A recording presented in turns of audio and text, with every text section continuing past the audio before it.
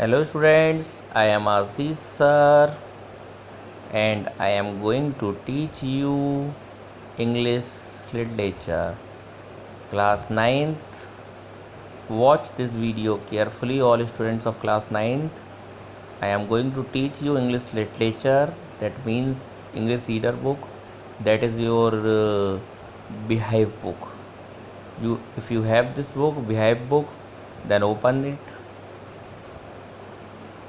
This book, Behave book, that is your English reader book, and one is Movement, that is your supplementary book. Take out, open the chapter Chapter number number 12, that is the 2. Sound of Music. And in Sound of Music, we will study today its part 1, and its part 1 is about Evelyn Glennie listens to sound without hearing it. Okay students, then तो students मैं आज आपको English reader में beehive book का chapter 2 पढ़ाने जा रहा हूँ। और जो इंग्लिश रीडर बुक है आपकी बिहेव बुक, उसका चैप्टर 2 है द साउंड ऑफ म्यूज़िक। वो दो पार्ट में डिवाइड है, पार्ट 1 और पार्ट 2। तो स्टूडेंट आज हम इस वीडियो में उसका पार्ट 1 समझेंगे। पार्ट 1 जो है उसमें एवलिन ग्लेनी जो हैं उनके बारे में बताया गया है। तो पार्ट 1 में स्टूडेंट्स हम पढ़ेंगे कि किस तरह से एवलिन ग्लेनी जो थी लिसन्स, वो सुन लेती थी टू साउंड को विदाउट हियरिंग इट। वो उसको हियर नहीं कर पाती थी बट फिर भी सुन लेती थी। हियर मीन्स होता है सुनना और लिसन मीन्स भी होता है सुनना। लिसन मीन्स ध्यान से सुनना और हियर मीन्स सिर्फ सुनना। फॉर एग्ज़ाम्पल, अगर हम बैठे हुए हैं और एकदम से कोई चीज़ गिर जाती है तो हम उसको हियर करते हैं। और इस समय अगर आप मेरी वीडियो ध्यान से देख रहे हैं और ध्यान से सुन रहे हैं तो आप उसे लिसन कर रहे हैं। तो एवलिन ग्लेनी जो थी लिसन्स टू साउंड, वो साउंड को सुन लेती थी विदाउट हियरिंग इट। वो ना उसको सुने हुए, मतलब उसे महसूस करती थी वो, बिकॉज वो डीफ थी, वो बहरी थी। तो देखिए, तो स्टूडेंट्स अब हम चैप्टर स्टार्ट करते हैं। Let's start. Before you read, इसको पढ़ने से पहले ये पढ़ लेते हैं, जो 2 लाइन और दी हुई हैं। God may have taken her hearing. God ने जो एवलिन ग्लेनी थी उसकी हियरिंग, सुनने की शक्ति ले ली थी। But he has given her back something extra ordinary, लेकिन उन्होंने तो कुछ एक्स्ट्रा ऑर्डनरी दे दिया था, कुछ स्पेशल चीज़ दे दी थी। वॉट वी हियर, जो हम सुनते हैं, सी वेज, उसको वो महसूस करती थी। Far more deeply than any of us, हम सबसे कहीं ज़्यादा डीपली वो उसे महसूस करती थी। दैट्स वाई, इसीलिए सी एक्सप्रेस म्यूजिक सो ब्यूटीफुल, वो ब्यूटीफुली इतनी अच्छी तरह म्यूजिक को एक्सप्रेस करती हैं। Read the following account of a person. अब हमें एक अकाउंट ऑफ पर्सन पढ़ना है, नीचे जो दिया हुआ है पैराग्राफ चैप्टर वो पढ़ना है। उस पर्सन के बारे में who fought against a physical disability, जो फिजिकल डिसेबिलिटी के अगेंस्ट में लड़ रही थी। And made a life a success story, और उन्होंने लाइफ को एक सक्सेसफुल स्टोरी बना दिया, मतलब सफलतापूर्ण स्टोरी बना दी। जबकि वो डीफ थी, वो फिजिकली डिसेबल थी, फिर भी उन्होंने अपनी लाइफ को सक्सेसफुल बनाया और उन्होंने बहुत मेहनत की और जिसका उन्हें रिजल्ट भी मिला। अब हम चैप्टर स्टार्ट करेंगे। रश आर, जो भीड़ भाड़ वाला समय था, क्राउड्स थी, जॉस्टल फॉर अ पोजीशन, वो अपनी पोजीशन के लिए लोग बाग लड़ रहे थे। On the underground train platform, एक ट्रेन प्लेटफॉर्म के नीचे, मतलब व्यस्त समय की भीड़ में भीड़ थी बहुत ज़्यादा, और एक अंडरग्राउंड ट्रेन, मतलब भूमिगत ज़मीन के अंदर वाला प्लेटफॉर्म था। वहाँ पर स्थान बनाने के लिए रश हो रहा था, मतलब धक्का मुक्की हो रही थी, क्राउड थी बहुत सारी। अ स्लाइट गर्ल, एक छोटी सी गर्ल थी, लुकिंग यंगर देन हर 17 ईयर्स, वो अपनी 17 ईयर की एज से थोड़ी यंगर, मतलब थोड़ी छोटी दिखाई दे रही थी। वॉज नर्वस, वो काफ़ी नर्वस थी। गेट एक्साइटेड, लेकिन नर्वस होने के साथ साथ थोड़ी वो मतलब हेजिटेशन कर रही थी, घबराई हुई थी, लेकिन वो फिर भी बहुत एक्साइटेड भी थी, बहुत खुश भी थी। As she felt the vibration of approaching train, क्योंकि वो महसूस कर रही थी कि ट्रेन आ रही है, ट्रेन नज़दीक आने वाली है। वो और से कहीं जाना था तो उसे अच्छा लग रहा था। It was her first day, ये पहला उसका दिन था। At prestigious royal academy, prestigious मतलब फेमस, बहुत जानी मानी रॉयल अकेडमी में उसका पहला दिन था। तो it was her first day, पहला उसका दिन था। एट द प्रेस्टिगियस रॉयल अकेडमी, उस प्रेस्टिगियस, उस जानी मानी रॉयल अकेडमी में ऑफ म्यूज़िक की में, इन लंदन में। डॉन्टिंग, लेकिन वो फिर भी डॉन्टिंग कर रही थी, मतलब डर रही थी।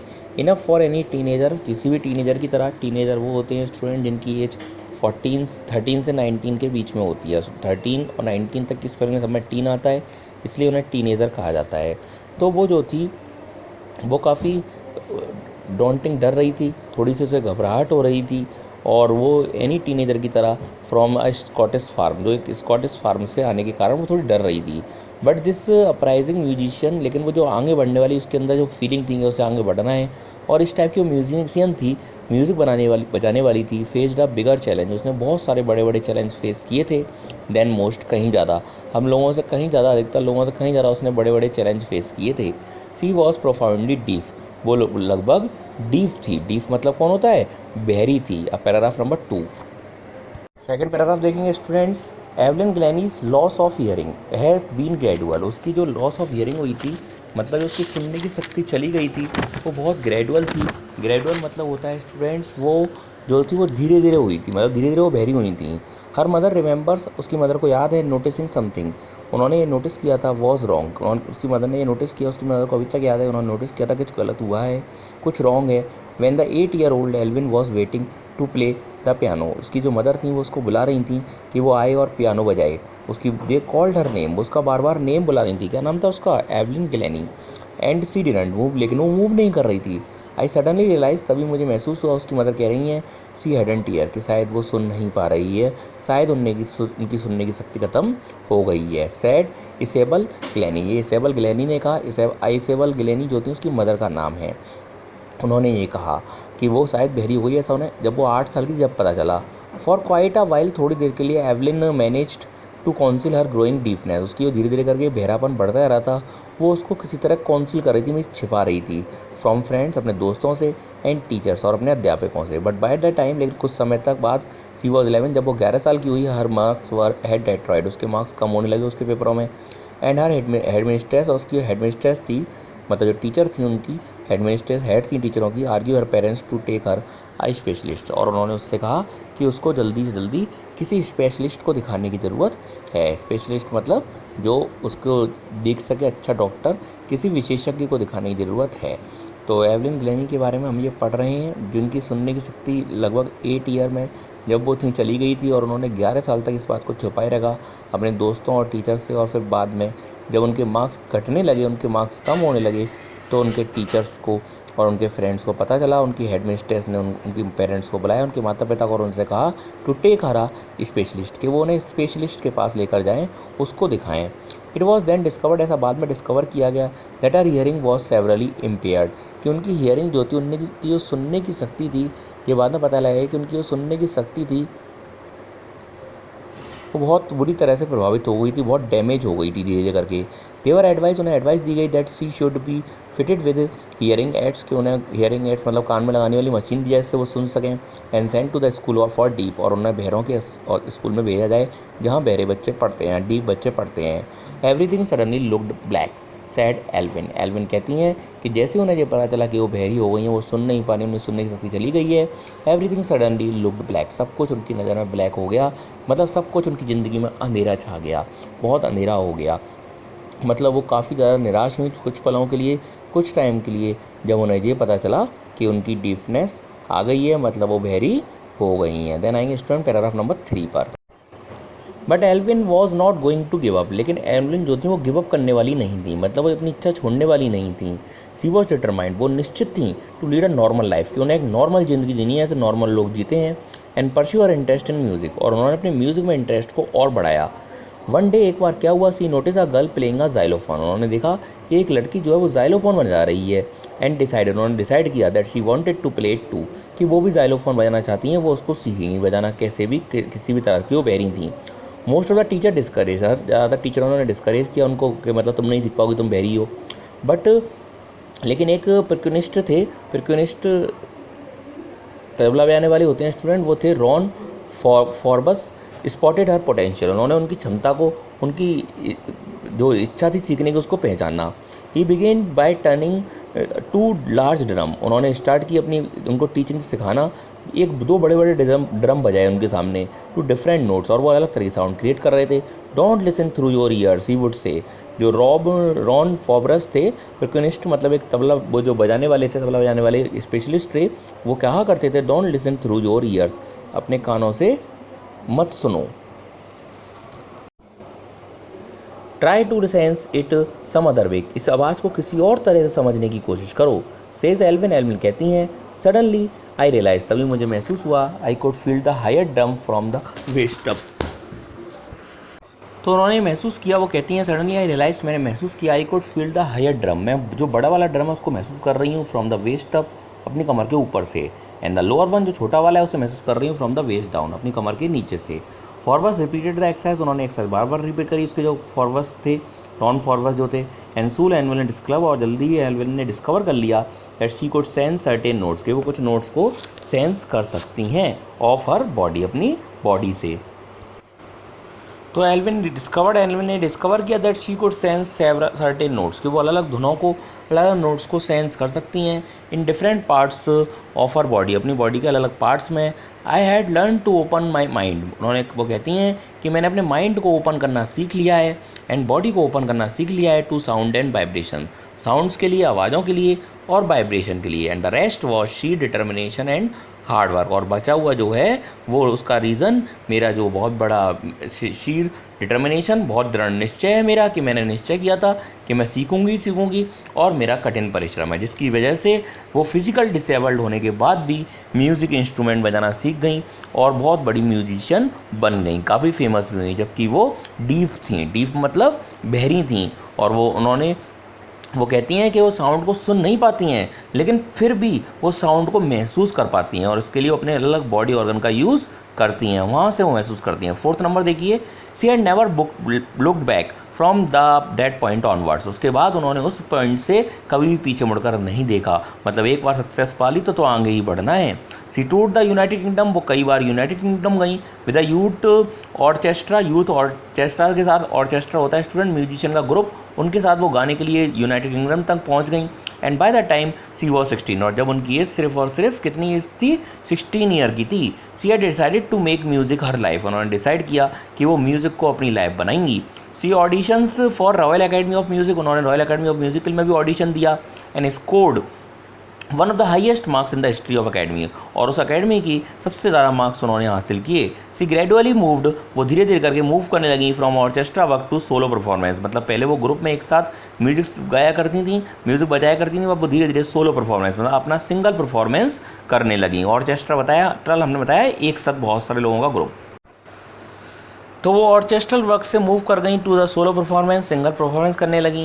Eight the end of her 3 year course, 3 साल के कोर्स के बाद, she had captured most of the top award, 3 साल के कोर्स में ही, 3 साल के अंतर में ही उन्होंने बहुत सारे टॉप अवार्ड्स हासिल कर लिए, मतलब उन्होंने खूब मेहनत करी और उस मेहनत का उन्हें रिजल्ट मिला, उन्होंने बहुत बड़े बड़े अवार्ड हासिल किए। किसने हासिल किए? एल्विन ग्लेनी ने। क्लियर स्टूडेंट्स, वो रॉयल एकेडमी ऑफ म्यूज़िक में भी ऑडिशन देने पहुंच गई। इस तरह से उन्होंने बहुत सक्सेस प्राप्त की, और इस सब सक्सेस का रीज़न उनकी हार्ड वर्क था, उनकी मेहनत थी, जबकि वो कैसी थी? डीफ थी। डीफ मीन्स क्या होता है? बहरी थी, फिर भी उन्होंने मेहनत की और उन्हें सफलता मिली।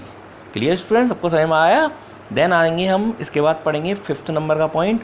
तो 5th नंबर का पॉइंट देखिए, एंड फॉर ऑल दिस, इस सब के लिए, Evelyn wouldn't expect any hint of heroic achievement, Evelyn ने कोई भी हिंट नहीं मिली उन्हें इस हीरोइक अचीवमेंट को हासिल करने की। वो कहती हैं इफ़ यू वर्क हार्ड, अगर तुम मेहनत करते हो, and know where you are going, और तुम्हें पता है कि तुम कहाँ जा रहे हो, यू विल गेट देयर, तो तुम उस चीज़ को हासिल जरूर कर लोगे। And she got right to the top, और वो राइट टू द टॉप मतलब बहुत ऊंचाइयों पर पहुंची। And the world's most sought after multi percussionist with mastery of some 1000 instrument, उन्होंने बहुत सारे म्यूजिशियन की बहुत सारी मास्टरी हासिल कर ली। वर्ड के बहुत सारे शॉर्ट आफ्टर मल्टीप्लिकेनिस्ट मतलब जो एक साथ बहुत सारे म्यूजिशियन बजाते हैं, उनकी उन्होंने मास्टरी हासिल कर ली। एंड हैटिक इंटरनेशनल शेड्यूल, और उन्होंने बहुत सारे इंटरनेशनल शेड्यूल भी किए, मतलब वो इंटरनेशनली विदेशों में भी बजाने के लिए बहुत बार गई। क्लियर स्टूडेंट्स, विश्व की सर्वाधिक चहेते बहुतौला वादकों में ठीक चोटी पर पहुंच गई हो, मतलब बहुत सारे जो ग्रुप था उनका उनमें टॉप पर पहुंच गई। 10-6 वाला पॉइंट देखेंगे students, it is intriguing to watch Evelyn function, Evelyn के फंक्शन को देखना बहुत ही रोचक हुआ करता था। इंटीग्रेटिंग मतलब इंटरेस्टिंग हुआ करता था। सो एफर्टलेसली विदाउट हियरिंग, वो बिना कुछ सुने हुए, इतने एफर्टलेस, बिना किसी एफर्ट के, बिना किसी मेहनत के आराम से सब कुछ कर देती थी। इन 1 or 2 आवर डिस्कशन, 1 या 2 घंटे के डिस्कशन अगर हमसे करें, हम उनसे बात करें एल्विन से, सी नेवर मिस्ड अ वर्ड, वो कभी एक वर्ड भी मिस नहीं करती थी, मतलब उनकी इतनी फ्लुएंट हो गई थी वो, जबकि वो डीफ थी, बट वो प्रैक्टिस से इतनी फ्लुएंट हो गई थी कि वो आवाज़ों को सेंस कर लेती थी, इसलिए वो कभी भी कोई वर्ड मिस नहीं करती, उनसे बात करते थे अगर हम तो। Man with bushy beard give me trouble, she laughed, वो हंसते हुए कहती हैं कि जिस मैन की बड़ी बड़ी दाढ़ी होती है तो अगर वो मैं उसकी बात सुनती हूँ तो मुझे थोड़ी दिक्कत क्रिएट होती है, क्योंकि मैं उसकी लिपसिंग को पढ़ नहीं पाती हूँ, लिपसिंग को रीड नहीं कर पाती हूँ, और बाकी लोगों की लिपसिंग को वो आराम से रीड कर लेती थी। मतलब वो लिप्स से हमारे चेहरे के एक्सप्रेशन से पहचान लेती थी कि हम क्या बोल रहे हैं।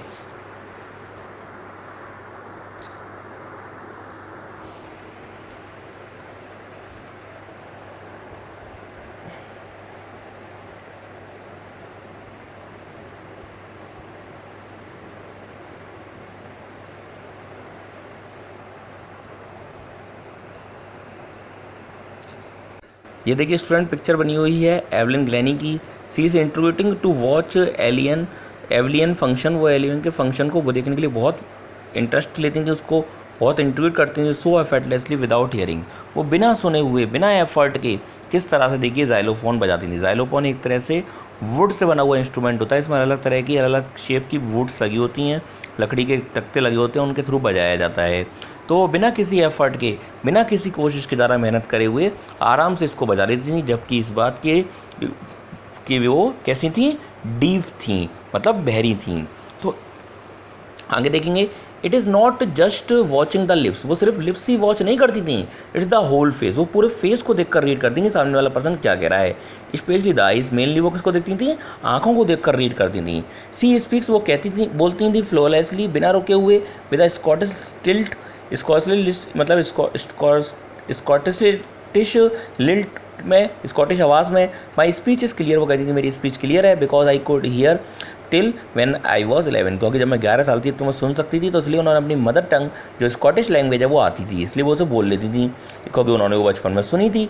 सी सेज, वो कहती हैं, बट दैट डजंट एक्सप्लेन, लेकिन फिर भी ये एक्सप्लेन नहीं होता, how she manage to learn French and master basic Japanese, कि उन्होंने चलो कोई बात नहीं वो तो सीख ली स्कॉटिश तो, जब क्योंकि वो 11 ईयर तक सुन सकती थी, लेकिन फिर भी अभी तक ये एक्सप्लेन नहीं हो पाया कि क्यों वो फ्रेंच और मास्टर बेसिक जैपनीज़ को भी बोल लेती थी और उसको भी समझ लेती थी। इसका रीज़न नहीं पता, इसका रीज़न सिर्फ और सिर्फ उनका हार्ड वर्क था, उनका डिटर्मिनेशन था। देन 7th वाला पैराग्राफ देखेंगे स्टूडेंट, 7th वाला पैराग्राफ देखिए, एज फॉर म्यूजिक, म्यूजिक के लिए सी एक्सप्लेन, वो कहती हैं, इट पोर्स इन, पोर्स में था कुरना, through every part of my body, वो कहती हैं कि म्यूज़िक जो है वो मेरी बॉडी के हर पार्ट में कुरा हुआ है। इट टिंगल्स इन द स्किन, वो मेरी स्किन को टिंगल करता है, मतलब स्किन को से गुदगुदी पैदा करता है मेरी स्किन में।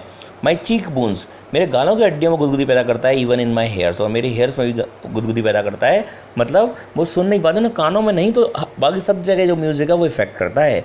Van C field the xylophone, जब वो जाइलोफोन बजाती हैं, she can sense the sound, वो साउंड को सेंस कर लेती हैं, passing up the stick into his her finger tips, finger tips होते हैं हमारे फिंगर के टॉप वाले हिस्से, तो वहाँ पर वो साउंड को महसूस करती हैं और समझ लेती हैं। By lean against the drum, जब वो ड्रम के आगे झुक जाती हैं, she can feel the innocence flowing into her body, वो महसूस करती हैं कि उनकी बॉडी में किस तरह से इनोसेंस फ्लो हो रहा है, मतलब किस तरह से ध्वनि फ्लो हो रही है। इनोसेंस मतलब ध्वनि, मतलब इको किस तरह से फ्लो हो रही है, वो अपनी बॉडी में महसूस करती हैं। वैन अ वुडन प्लेटफॉर्म, जब वो एक लकड़ी के प्लेटफॉर्म पर जाती हैं बजाने के लिए, सी रिमूव ऑफ शूज़, वो अपने शूज़ों को उतार देती हैं, क्योंकि अगर शूज़ पहने रहेंगी तो वो साउंड के वाइब्रेशन को महसूस नहीं कर पाएंगी।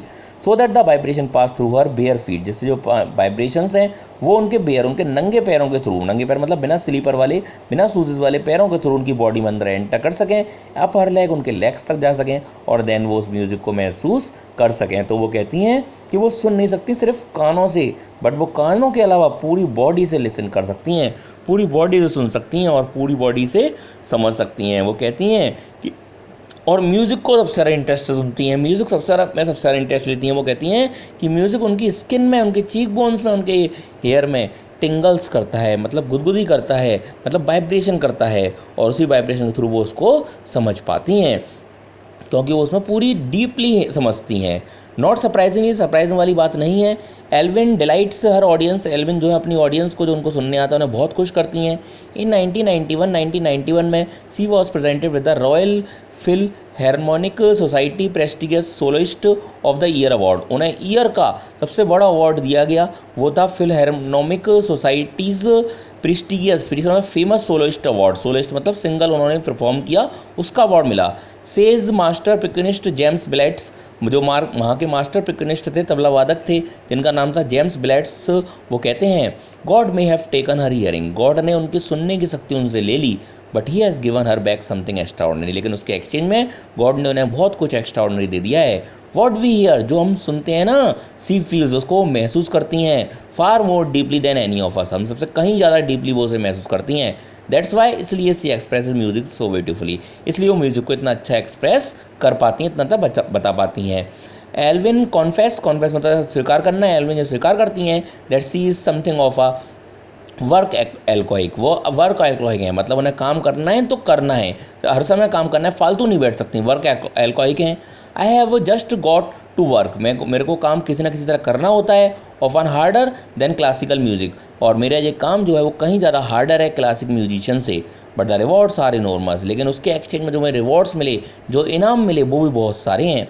Apart from the regular concert, concert वो जगह होती है जहाँ पर म्यूजिशियन अपना शो करते हैं, तो उस कॉन्सर्ट, रेगुलर कॉन्सर्ट के अलावा, मतलब जो रेगुलरली वो कई जगह अपना परफॉर्मेंस देती रहती हैं, कई बार जाते हैं, उन्हें बुलाया जाता रहता है। इसके अलावा Evelyn also gives free concert in prison, वो जेलों में अपनी शो करती हैं फ्री में, एंड हॉस्पिटलों में करती हैं, अपनी जेलों में करती हैं प्रिजनरों के लिए, हॉस्पिटलों में करती हैं पेशेंट्स के लिए। She also give high priority to the classes of young age, वो ज़्यादातर यंग म्यूजिशियन को प्रेफर करती हैं, मतलब उन्हें सिखाती हैं। तो वो जो हैं वो उसमें करती हैं, हॉस्पिटल में करती हैं। She also give high priority to the classes, वो क्लासेस फॉर द क्लासेस देती हैं, सिखाती हैं यंग म्यूजिशियन को। Annie Richlin of the Beethoven fund, Annie Richlin जो बेथोवन फंड के ओनर हैं, for deaf children, chief children के सेज, वो कहते हैं she is a shining inspiration for deaf children, वो बहरे बच्चों के लिए एक तरह का चमकता हुआ इंस्पायरेशन है, मतलब उनकी प्रेरणा है। दे सी, वो देखते हैं that there is nowhere that they can't go, वो कोई ऐसी जगह नहीं है जहाँ पर वो जा नहीं सकते, मतलब हर जगह वो वे समझ जाते हैं, कोई भी ऐसी जगह नहीं है जहाँ वे ना जा सके, मतलब वो हर जगह जा सकते हैं। क्लियर स्टूडेंट, सबको समझ में आया? अब आएंगे हम 10th नंबर के पैराग्राफ पर। तो पूरे पैराग्राफ में उनके बारे में बताया गया है, उनकी कि किस तरह से वो बहरी होने के बाद भी इतना अच्छा परफॉर्म कर पाती हैं, और वो सिर्फ़ और सिर्फ सोलो ऑर्केस्ट्रा मतलब ग्रुप में ही नहीं, वो सोलो में भी, मतलब सिंगल भी बहुत अच्छा परफॉर्म करती हैं। देन 10th वाला देखिए, एल्विन ग्लैनी जो है had already accomplished more than most people twice her age, Evelyn Glennie ने अभी तक वो हासिल कर लिया है जो ज़्यादातर लोग अपनी डबल एज में हासिल कर पाते हैं, अपनी दुगनी उम्र में हासिल कर पाते हैं, वो उन्होंने कर लिया है।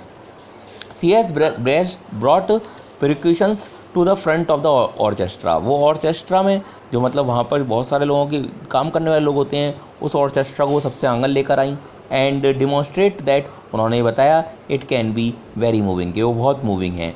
सी हैज़ गिवन इंस्पायरेशन, उन्होंने इंस्पायरेशन दी है टू दोज, उनको हु आर हैंडीकैप्ड, जो हैंडीकैप्ड है, उनको हैंडीकैप्ड होते हैं अपाहिज, जिन्हें कोई दिक्कत है वो भी आगे बढ़ सकते हैं। People who look to her, जो लोग उन्हें देखते हैं, एंड सेज कहते हैं, वो हमेशा यही कहते हैं, if she can do it, अगर वो ये काम ये कर सकती हैं, बहरी होकर इतना अच्छा म्यूज़िक बजा सकती हैं, आई कैन, तो मैं भी कर सकता हूँ, मैं भी कर सकती हूँ, या फिर एंड नॉट द लीस्ट, सिर्फ इतना ही नहीं, she has given enormous pleasure to the millions, उन्होंने बहुत सारे लोगों को, मिलियन लोगों को बहुत सारी प्लेजर दी है, मतलब बहुत सारी खुशियाँ दी हैं। तो इस तरह से ये चैप्टर का फर्स्ट पार्ट फिनिश हो गया है। पार्ट सेकंड हम आपको नेक्स्ट वीडियो में भेजेंगे स्टूडेंट्स।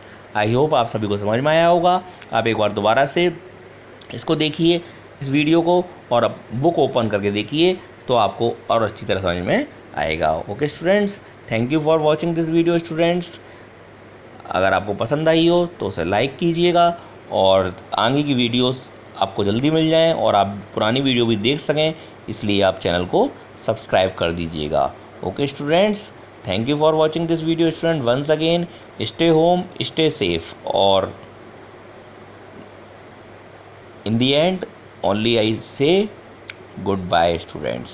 Okay.